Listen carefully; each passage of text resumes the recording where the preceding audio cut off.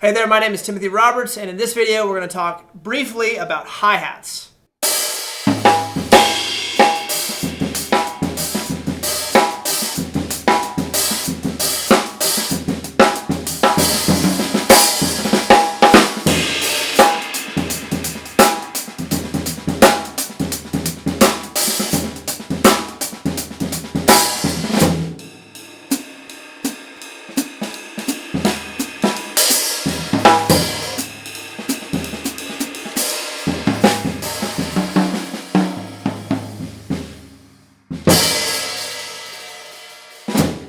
Alright, so this set of hi-hats right here is a set of 15-inch hats from my Labyrinth series.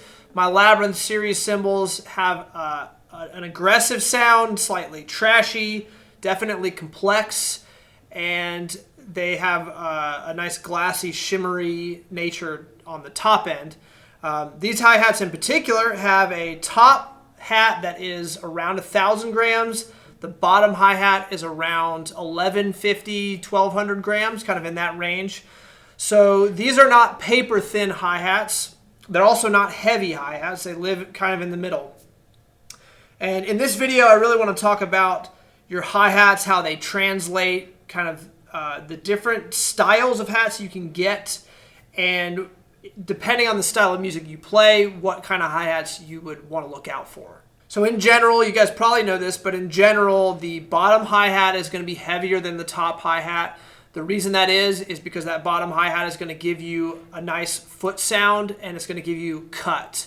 So oftentimes with jazz hi-hats in particular, you'll see a very wide difference between the top hi-hat and the bottom hi-hat.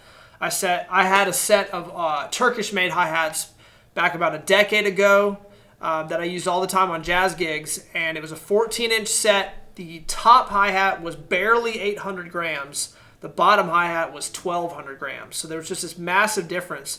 And the point of that was the top hi-hat's giving you the nuance, the warmth, the low pitch. The bottom hi-hat is giving you the aggressive cut that has a really clear foot sound. So when you stomp on the foot pedal,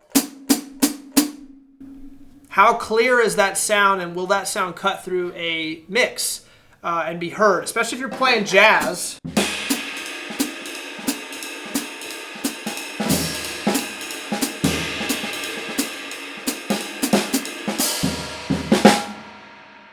You want that 2 and 4 to be clearly heard, especially in an acoustic environment when you have an acoustic bass, and maybe you're in a big band setting. You really want that 2 and 4 heard because that's the foundation for the band to really lock into, that and your ride cymbal.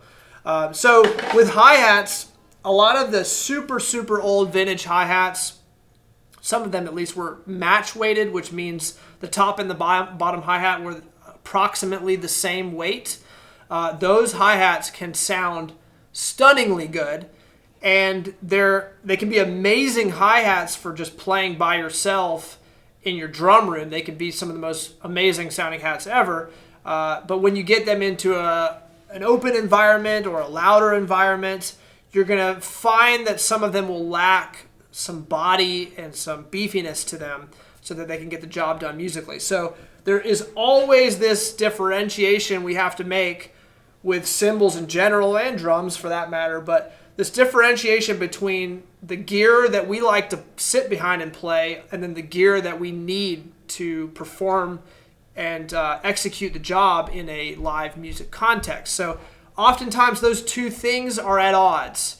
What we love sometimes behind the kit, playing by ourselves, is a really low-pitched, washy, dark, crashy kind of cymbal, or a really sloshy, low-pitched set of hi-hats, and they can feel so good to us behind the kit. They don't hurt our ears as much. But we have to add in the extra dimension of thinking about it in front of the kit when we're in a live environment. So this set of hats here is, I would call them medium light. They have plenty of cut on the foot sound.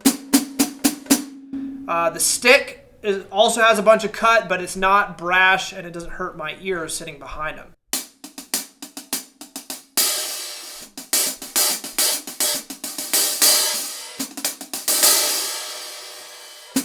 They also are thin enough so that the response is not sluggish. And what I mean by that is take like a really, really heavy ride. When you're playing that ride, because there's so much mass on it, it doesn't respond very quickly to your strokes. So it can feel a little bit sluggish. And if you want it to open up quickly, get out of the way quickly, you're not going to have that with a super heavy, chunky ride or a super heavy set of chunky hi-hats. They're going to feel slow and sluggish. Conversely, if you have something really, really thin, they're going to open up immediately. And at really low volumes, we'll have them kind of explode with sound. That can be a great thing because that means, at a very soft volume, that sound is going to hit you pretty instantly. But then it's also going to cap out at a certain place, and it's going to lose its definition at a certain volume range. So we're trying to live between those two worlds of super heavy and sluggish and super light and crazy responsive, but also limited. So when you're looking for hi-hats, I recommend finding a set of hats that it's not too heavy with the top hi-hat. The top hi-hat can really be pretty daggum thin and still cut as long as that bottom hi-hat has enough weight to it. And then also it's all about what kind of music you play. Or do you play in a jazz quartet? Do you play in a funk band? Do you play in a rock and roll or an R&B band? Or do you play at church on Sunday morning? All of that is going to dictate the kind of sound you need to look for. And you can know that sound simply by listening to that kind of music. But then also there's a sense of finding the kind of cymbal that's actually designed to do the best it can at that genre, if that makes sense. So this set of hi-hats here, 15-inch, Labyrinth series, medium lightweights. I would put this as a very versatile set of hats that's going to give you a little bit more funky vibe than a set of like cleaner hi-hats would. So the heavy topography, the hammering that I've got on these, you can kind of see there. Kind of wave it in the light a little bit. That heavy topography is giving it this growly, aggressive, dirty kind of sound. But the weight is going to give it the presence and the body that it needs. So this would work as kind of an all-around versatile set of hi-hats, but living more in the acoustic music world. If you were playing really, really low volume cafe gigs and you needed something like super wispy and airy and light, you could go a lot thinner than these, but it's just like, it's a compromise. The thinner you go, the more you're sort of dialing down the presence and the body and the clarity. So you got to find a set of hats that fits in the right spot for the kind of music that you make. So I hope that helps a little bit. That's just a little insight into how I think about hi-hats. We're going to be doing a lot more videos just diving into different kinds of hi-hats that I make. But if you're interested in picking up a set of cymbals that I make, you can head over to reveriedrums.com. I have a commission form where you can actually just commission me to make a cymbal. You can pick the series, you can pick the size and the weight, but I will be in touch with everyone that puts in a commission order to really dial in the exact specs that you want. You can do that, or you can check out the batch drops that I do. So I drop a batch of cymbals every now and then with cymbals that I'm just making in my shop.